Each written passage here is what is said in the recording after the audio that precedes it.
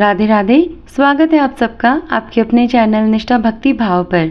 आप सभी को शीतला सप्तमी की हार्दिक शुभकामनाएं। वैसे हम सब जानते हैं कि आज अष्टमी नहीं, आज सप्तमी तिथि है, परंतु ऐसा होता है कि अगर अष्टमी या सप्तमी के दिन यदि सोमवार पड़ रहा है तो हम जो माता की पूजा करते हैं शीतला माता की, वो पूजा हम सप्तमी या अष्टमी दोनों ही दिन किसी भी दिन कर सकते हैं।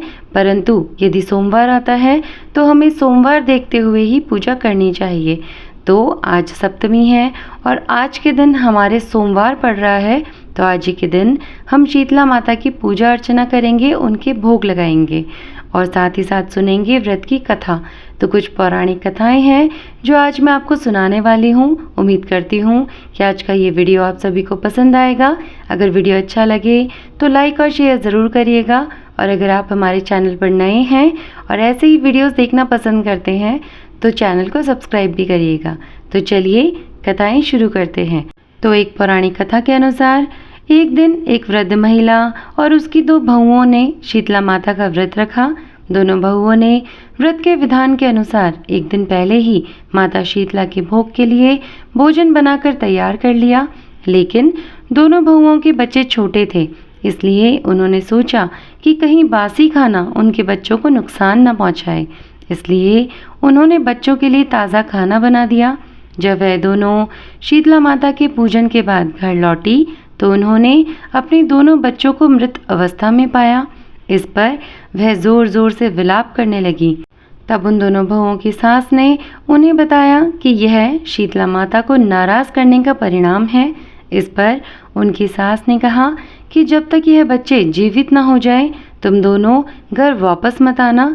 दोनों बहुएं अपने मृत बच्चों को लेकर इधर उधर भटकने लगी। तभी उन्हें एक पेड़ के नीचे 2 बहनें बैठी मिली, जिनका नाम औरी और शीतला था। वे दोनों बहनें गंदगी और बालों में पड़ी जू के कारण बहुत ज़्यादा परेशान थी। बहुओं ने उनकी सहायता करने के लिए दोनों बहनों के सिर से जुएं निकाली, जिससे शीतला और औरी ने प्रसन्न होकर उन दोनों को पुत्रवती होने का आशीर्वाद दिया। तब उन दोनों बहुओं ने अपनी सारी व्यथा उन दोनों बहनों को बताई। इस पर शीतला माता अपने स्वरूप में उनके सामने प्रकट हुई और उन्हें बताया कि ये सब शीतलाष्टमी के दिन ताज़ा खाना बनाने के कारण हुआ है। तब दोनों बहुओं ने माता शीतला से क्षमा याचना की और आगे ऐसा ना करने को कहा। माता शीतला ने प्रसन्न होकर दोनों बच्चों को पुनः जीवित कर दिया। इसके बाद दोनों बहुएं बड़ी ही प्रसन्नता के साथ घर लौटी और सभी कुछ कथा अपनी सास को कह सुनाई कि किस प्रकार उन्हें 2 बहनें मिली थी और किस प्रकार वो दोनों ही बहुओं पर प्रसन्न होकर उनके बच्चों को जीवित कर दिया। यह सारी कथा सुनाकर तभी से वो विधि विधान पूर्वक शीतला माँ की पूजा और व्रत करने लगी।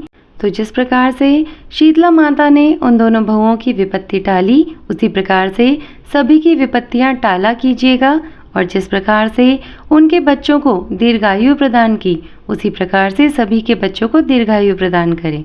तो चलिए अब दूसरी कथा सुनते हैं। एक बार की बात है, शीतला माता ने सोचा कि चलो आज देखूं कि धरती पर मेरी पूजा कौन करता है, कौन मुझे मानता है। यही सोचकर शीतला माता धरती पर राजस्थान के डोंगरी गांव में आई और देखा कि इस गांव में मेरा मंदिर नहीं है और ना ही मेरी पूजा होती है। माता शीतला गांव की गलियों में घूम रही थी। तभी एक मकान के ऊपर से किसी ने चावल का उबला पानी, जो मांड होता है, उसे नीचे फेंका। वह उबलता पानी शीतला माता के ऊपर गिरा, जिससे शीतला माता के शरीर में फफोले और छाले पड़ गए।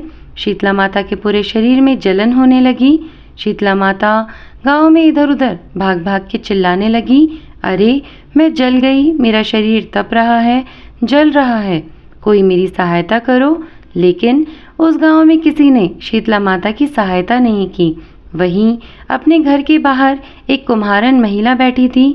उस कुम्हारन ने देखा कि अरे यह बूढ़ी माई तो बहुत जल गई है, उसके पूरे शरीर में तपन है, इसके पूरे शरीर में फफोले पड़ गए हैं, यह तपन सहन नहीं कर पा रही। तब उस कुम्हारन ने कहा, हे माँ, तू यहाँ आकर बैठ, मैं तेरे शरीर के ऊपर ठंडा पानी डालती हूँ।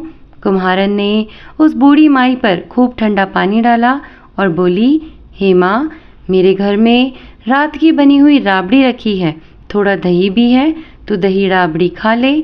जब बूढ़ी माई ने ठंडी ज्वार के आटे की राबड़ी और दही खाया तो उसके शरीर को ठंडक मिली।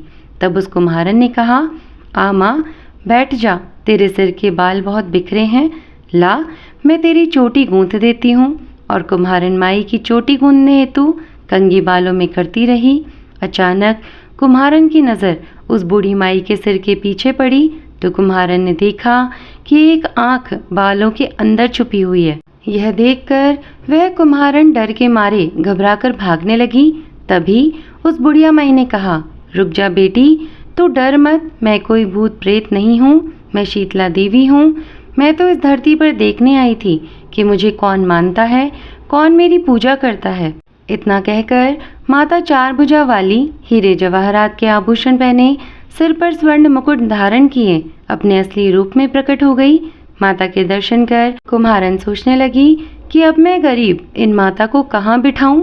तब माता बोली, हे बेटी, तुम किस सोच में पड़ गई?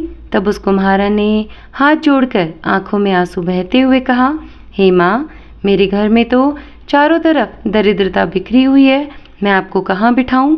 मेरे घर में ना तो चौकी है, ना बैठने को आसन है।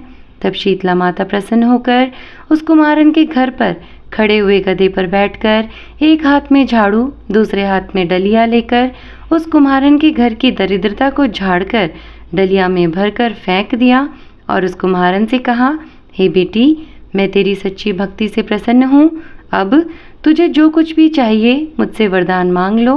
तब कुम्हारन ने हाथ जोड़कर कहा, हे माता, मेरी इच्छा है अब आप इसी डोंगरी गांव में स्थापित होकर यही निवास करें और जिस प्रकार आपने मेरे घर की दरिद्रता को अपनी झाड़ू से साफ कर दिया, ऐसे ही आपको जो भी भक्त होली के बाद की सप्तमी को या अष्टमी को भक्ति भाव से पूजा कर अष्टमी के दिन आपको ठंडा जल, दही और बासी ठंडा भोजन चढ़ाए, उसके घर की दरिद्रता को दूर करना एवं आपकी पूजा करने वाली महिला का अखंड सुहाग रखना, उसकी गोद हमेशा भरी रखना। साथ ही जो पुरुष शीतला अष्टमी को नाई के यहाँ बाल ना कटवाए, धोबी को कपड़े धुलने ना दे और पुरुष भी आप पर ठंडा जल चढ़ाकर, नारियल फूल चढ़ाकर परिवार सहित ठंडा बासी भोजन करें, उसके काम धंधे व्यापार में कभी दरिद्रता ना आए। तब माता बोली, तथास्तु। हे बेटी, जो तूने वरदान मांगे हैं मैं सब तुझे देती हूँ। हे बेटी, तुझे आशीर्वाद देती हूँ कि मेरी पूजा का मुख्य अधिकार इस धरती पर सिर्फ कुम्हार जाति का ही होगा।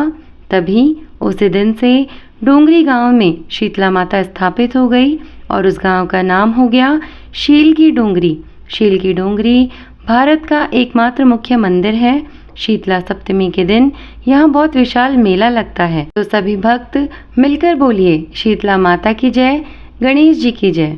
अब माता जी की कथा के बाद में हमें सभी को गणेश जी की कथा भी सुननी चाहिए। तो मैं एक छोटी सी गणेश जी की कथा भी आपको सुना देती हूँ ताकि आज की आपकी कथाएं पूर्ण हो जाए। एक बार की बात है, एक बुढ़िया माई थी। वह बहुत ही गरीब और दृष्टिहीन थी। उसके एक बेटा और बहू थे। वह बुढ़िया सदैव गणेश जी की पूजा किया करती थी। एक दिन गणेश जी प्रकट होकर उस बुढ़िया से बोले, बुढ़िया माँ, तू जो चाहे सो मांग ले। बुढ़िया बोली, मुझसे तो मांगना नहीं आता, कैसे और क्या मांगूं? तब गणेश जी बोले, अपने बेटे बहू से पूछकर मांग ले। तब बुढ़िया ने अपने बेटे से कहा, गणेश जी कहते हैं तू कुछ मांग ले, बता मैं क्या मांगूं? तो बेटे ने कहा, माँ, तू धन मांग ले। बहू से पूछा तो बहू ने कहा कि नाती पोते मांग लो। तब बुढ़िया ने सोचा कि ये तो अपने मतलब की बात कह रहे हैं। अतः उस बुढ़िया ने पड़ोसिन से जाके पूछा तो पड़ोसिन ने कहा, बुढ़िया, तू तो थोड़े दिन जिएगी, क्यों ना तू धन मांगे और क्यों ही तू नाती पोते मांगे, तू तो अपनी आंखों की रोशनी मांग ले जिससे तेरी जिंदगी आराम से कट जाए। इस प्रकार बुढ़िया माई ने सबकी बातें सुनी और बहुत ही सोच विचार कर अगले दिन जब वह मंदिर गई तो गणेश जी ने फिर से पूछा कि बुढ़िया माई, मांग, तुझे क्या मांगना है?